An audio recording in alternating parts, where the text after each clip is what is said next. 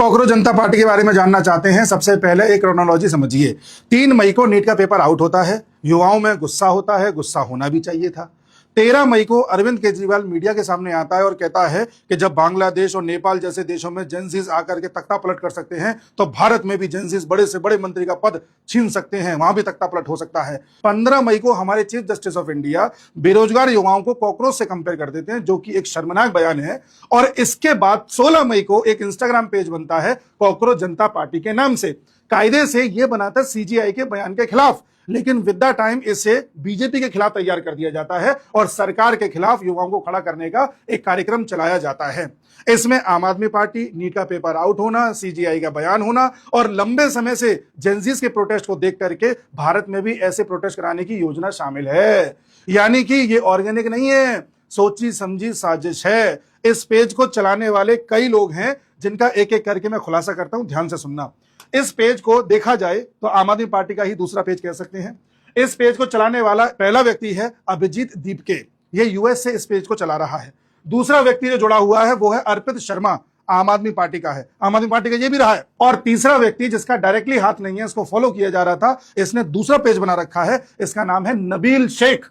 ये यूएई में रह रहा था और यूएई से यूएस से गया था, उस वक्त यूएस में था जब ये पेज बनाया जा रहा था। ये पेज वाले एक जने को और फॉलो कर रहे हैं जिसका नाम है मेघनाथ, जो न्यूज लॉन्ड्री से जुड़ा रहा है। और न्यूज लॉन्ड्री किस तरह से एंटी बीजेपी है, किस तरह से सरकार के खिलाफ रहता है, हम सब जानते हैं। यानी पूरा एक इकोसिस्टम तैयार किया गया। जैसे ही ये पेज तैयार हुआ, कई लेफ्टिस्ट पत्रकारों ने, कई पॉलिटिशियंस ने इस पेज को आगे बढ़ाना स्टार्ट किया, ठीक उसी तरह से जैसे नॉर्वे की पत्रकार हेले को सपोर्ट किया था इन लोगों ने। इसके बाद क्रोनोलॉजी और देखिए, ये जो अभिजीत दीप के नाम का व्यक्ति है, यूएस में रहता है, यूएस से अकाउंट को चला रहा है। इससे पहले ये आम आदमी पार्टी के साथ काम कर चुका है, जहां पर ये आम आदमी पार्टी का कम्युनिकेशन एडवाइजर था। आम आदमी पार्टी का एक तरीके से आईटी सेल को भी गाइड करता था कि किस तरह से नैरेटिव चलाना है। और उसके बाद यूएस चला गया था। इसके बाद इसी अभिजीत दीप के पर 2019 में एक एफआईआर भी हुई थी, क्योंकि ये एक फॉल्स न्यूज फैला रहा था, जिससे कश्मीर में हुर्रियत जैसा सेपरेटिज्म दोबारा से जन्म ले सके।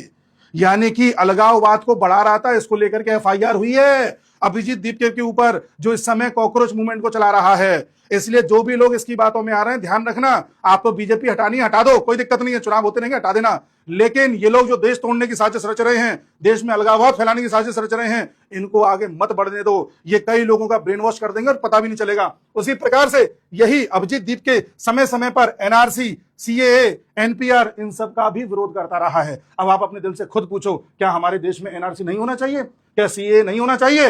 ये उसी जमात का हिस्सा है जो इन सब का आंदोलन चलाते हैं। उसी प्रकार से समय समय पर इसकी फोटो आम आदमी पार्टी के लीडर्स के साथ भी देखी गई है। कोई हवा में बात नहीं हो रही है। मनीष सिसोदिया के तो कसीदे पढ़ता है और मनीष सिसोदिया जेल जाकर के आए हैं, हम सब जानते हैं। उसी प्रकार से नबील शेख, जो दुबई में रहता है और जिस समय यह कॉकरोच जनता पार्टी का पेज बनाया गया था, इसे भी यूएस में देखा गया, इसने अपना दूसरा एक पेज बना लिया और पुराने पेज के सारे फोटो डिलीट कर दिए थे। उसी प्रकार से ये कॉकरोच जनता पार्टी वाले एक फॉर्म भरवा रहे हैं, जिसमें युवा इनकी बातों में आकर के फॉर्म भर के अपनी डिटेल्स इनको दे रहे हैं। ध्यान रखना, आप सबका डेटा इनके पास जा रहा है।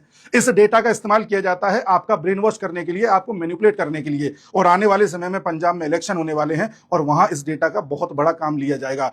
जब सरकार कोई नियम लेकर के आती है और आपसे डेटा मांगती है, तब तो आपको लगता है कि आपकी प्राइवेसी ब्रीच हो रही है, और यहां आप खुलेआम अपना डेटा किसी को दिए जा रहे हो। सोचो ये आपके साथ कितना बड़ा खिलवाड़ करेंगे। साथ ही ये अर्पित शर्मा समय समय पर भारत के जेंजीज को भड़काने का प्रयास करता रहा है। और अर्पित शर्मा के जो पिताजी हैं, वो किस तरह से आम आदमी पार्टी के सदस्य हैं, आपके सामने तस्वीर में जाहिर है। और ये अर्पित शर्मा एक टाइम पर कह रहा था कि नेपाल के यूथ ने कर दिया, अब इंडिया की बारी है।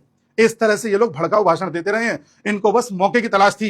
इन्होंने नीट का पेपर आउट होना, सीजीआई का बयान, इन दोनों को कुछ इस तरह से मिलाया और बीजेपी पर अटैक कर दिया कि जो यूथ इन सब चीजों से अनभिज्ञ था, वो इनकी बातों में आ गया। उसी प्रकार से इन्होंने अपना मैनिफेस्टो जारी किया है। और मैनिफेस्टो की एक लाइन पढ़िए कि कोई भी एमएलए और एमपी अगर अपनी पार्टी छोड़ करके दूसरी पार्टी में जाता है, तो उसे हमेशा के लिए चुनाव लड़ने से प्रतिबंधित कर देना चाहिए। निशाना राघव चड्ढा पर। आम आदमी पार्टी किस तरह से अपनी मैनिफेस्टो के जरिए, जो कॉकरोच जनता पार्टी बना करके पेश कर रही है, किस तरह से लोगों को साध रही है।